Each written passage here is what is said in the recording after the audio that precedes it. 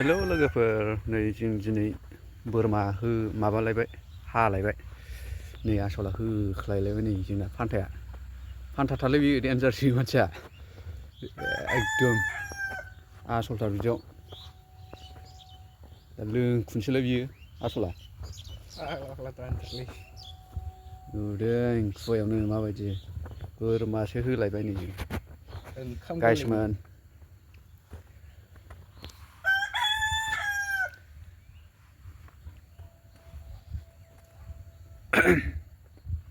मोजां खुरा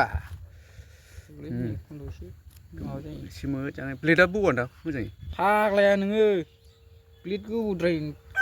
हाला ब्लेड गोबौजोंसो होनांगौ होमबासो फ्लां फ्लां थाङो दरग' ब्लेडआ बौद्रायलै अपारेसन खालामबाय नै लोगोफोर अपारेसन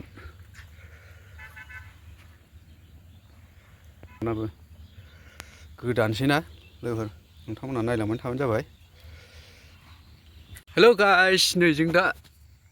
फुखांबाय एबार गोदानोसै नोंथांमोनहा नायलांबानो जाबाय। बिराद सलिड नुखाबाय बोरमाया बारा देरनो रोङाखै खिन्थु जाजासिगोन जोंजों आरो खि जाहैसिगोन जोङो उदै सिङाव जाफुग्राया बिलाय जाफुग्राया दे होमबा दोनथ'नोसैलै आरो दा मोनसे नेक्स्ट भिडिअ खालामबावनोसैलाय नङा होमबा सनजु खाबेसे लोंगोन 180 काप आयौ होमबाथाय गैखाला गोजौआवसो थांबाय हायाव थानाय नंलाना गोजौआवसो नै गोदाबाय जोङो बांद्राय ओंखारनाय नङा सेरसे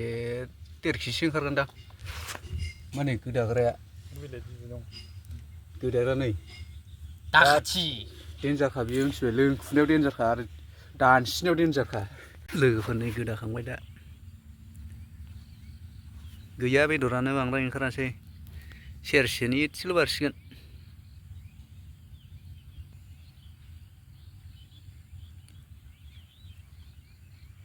बोरमाया फिसाखासो नालाय गोदाखांबाय दा बे थांबाय बिनि जायगाया आसलाव बाहाय थांबाथाय